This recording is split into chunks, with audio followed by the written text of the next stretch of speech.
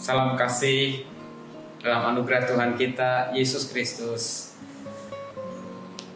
Kembali saya akan menyapa Bapak Saudara dalam program Sapaan Gembala GKI 5 pada hari ini, Selasa 30 November 2021. Saya berharap Bapak Ibu tetap dalam keadaan bersukacita di dalam Tuhan,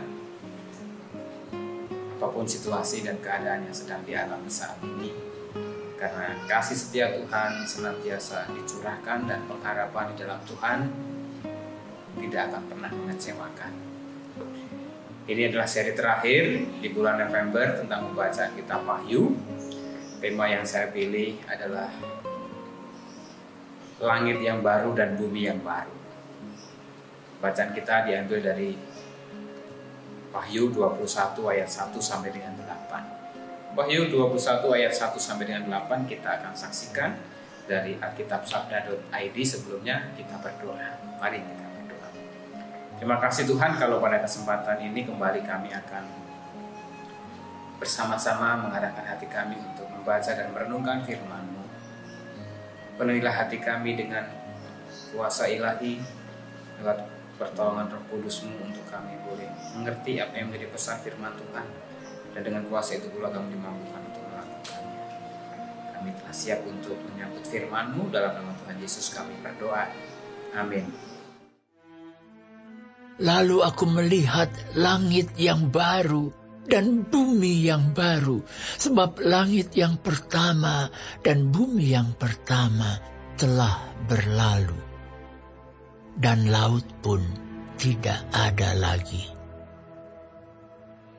Dan aku melihat kota yang kudus, Yerusalem yang baru, turun dari sorga dari Allah, yang berhias bagaikan pengantin perempuan yang berdandan untuk suaminya. Lalu aku mendengar suara yang nyaring dari takhta itu berkata, "Lihatlah, kemah Allah ada di tengah-tengah manusia, dan Ia akan diam bersama-sama dengan mereka. Mereka akan menjadi umat-Nya, dan Ia akan menjadi Allah mereka. Dan Ia akan menghapus segala air mata dari mata mereka, dan maut tidak akan ada lagi.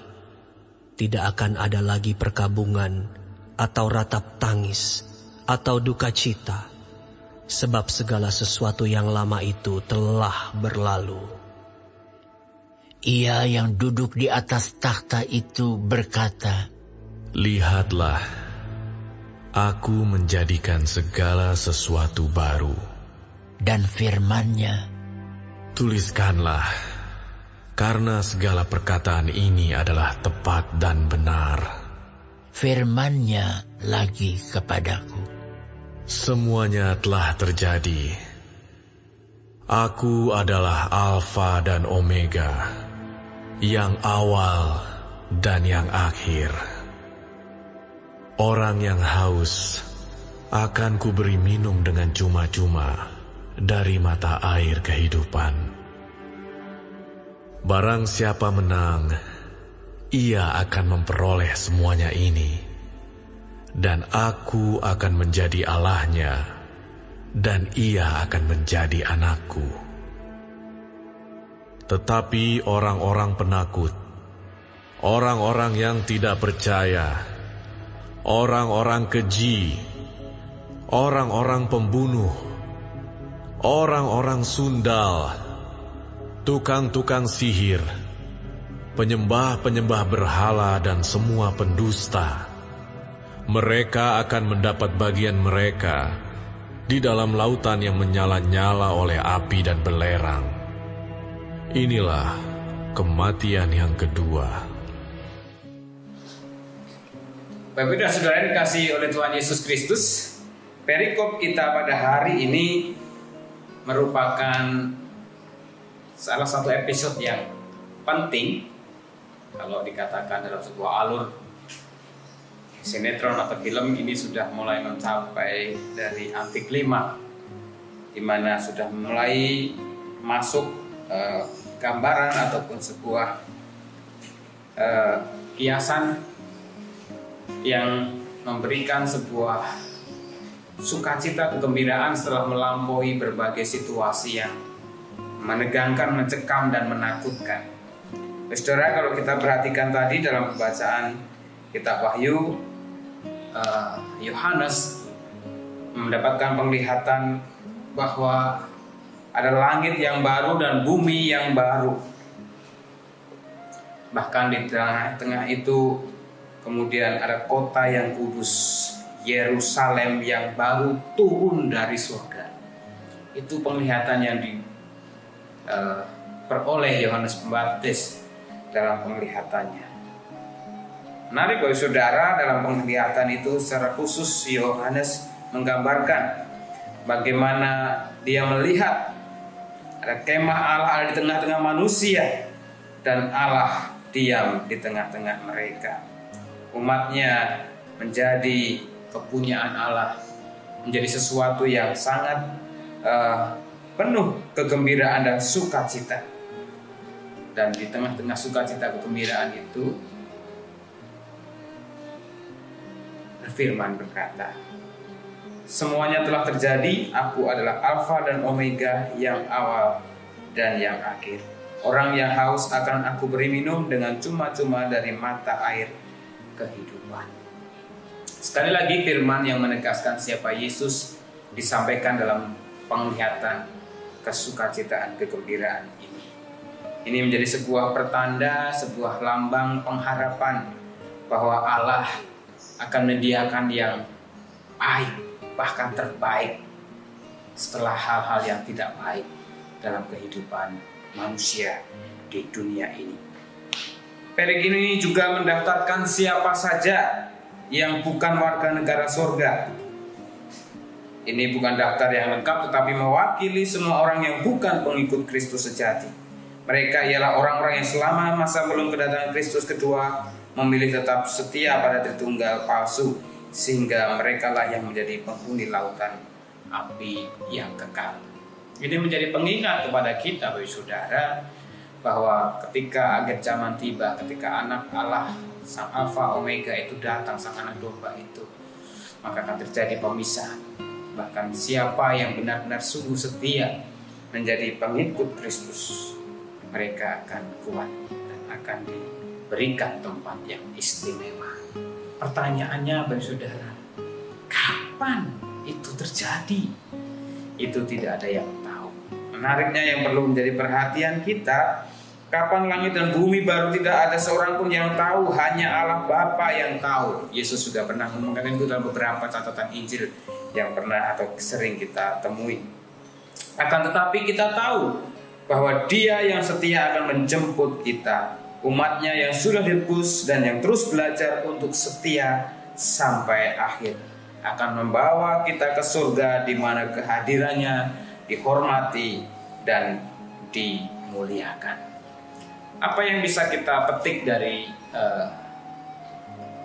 perikop ini, bagi saudara, sebagai pengharapan orang beriman, orang percaya masa kini?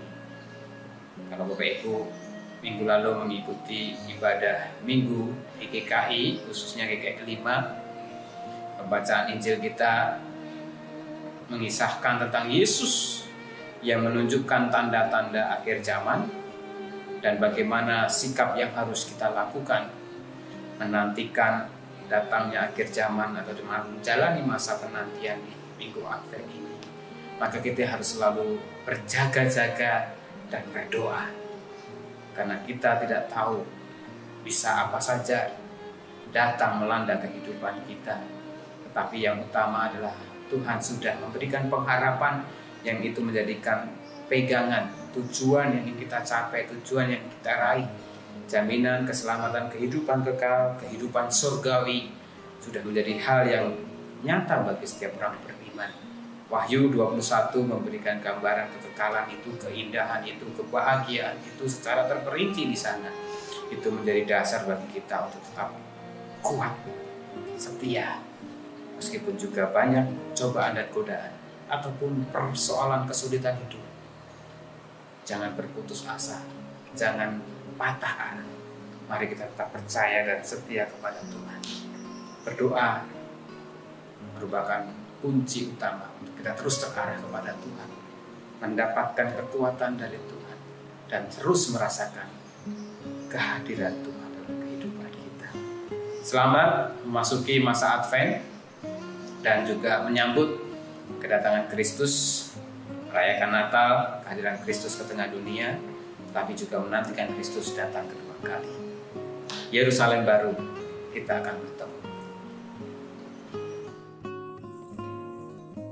Mari kita bersatu hati di dalam doa. Terima kasih ya Tuhan, kami bersyukur karena kami boleh kembali diteguhkan iman percaya kami, pengharapan kami dalam Kristus, Sang Anak Domba Allah yang telah menjadi juru selamat, menebus manusia dari segala kutuk dan kuasa belenggu dosa. Kami juga bersyukur bacaan firman Tuhan hari ini mengingatkan akan pengharapan keselamatan kehidupan kekal dalam Kristus yang memiliki kedaulatan itu menjadi pengharapan bagi setiap orang percaya. Ajar kami untuk tetap setia kepadamu ya Tuhan di tengah hiruk pikuk dunia, baik karena tekanan, kesulitan, kehidupan, bencana alam, peperangan. Biarlah tidak membuat kami gentar. Dan juga bagian godaan, cobaan, kedagingan, keduniawian, mampukan kami untuk tetap terus mengingat dan terus bersandar kepada Tuhan di tengah berbagai cobaan, godaan yang membuat kami jauh dari Tuhan, lupa akan Tuhan. Kami rindu Tuhan dalam setiap kebersamaan kami, baik dalam program Sapaan Gembala, doa keluarga. Kami terus boleh dipersekutukan di dalam Tuhan untuk terus dekat kepada Tuhan. Memberkati setiap para pelayan Tuhan dalam program doa keluarga Sapaan Gembala. Berikan mereka ketulusan, kekuatan, kesehatan untuk memberi yang terbaik untuk melayani umat-Mu. Baik itu para pelayan firman, song leader, editor, para pendukung di balik layar, kameramen, dan semuanya Tuhan. Agar melalui program Sapaan Gembala Doa Keluarga ini umat-Mu terus boleh terarah, terikat kepada firman Tuhan.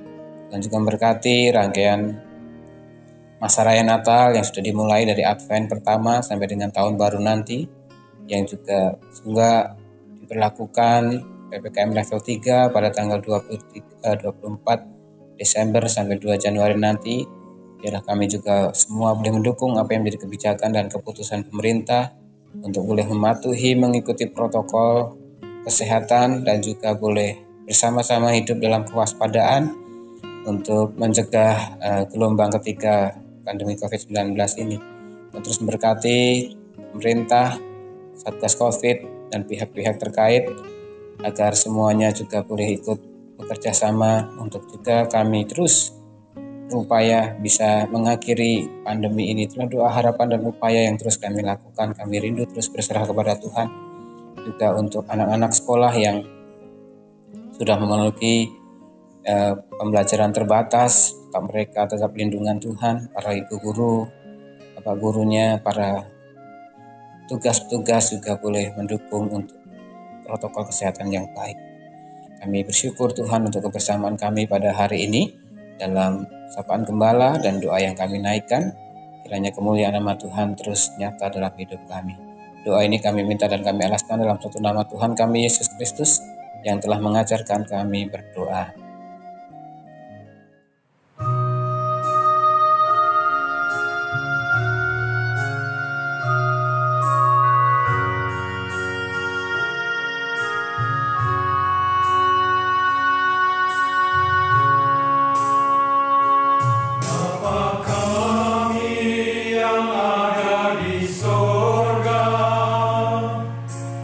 Di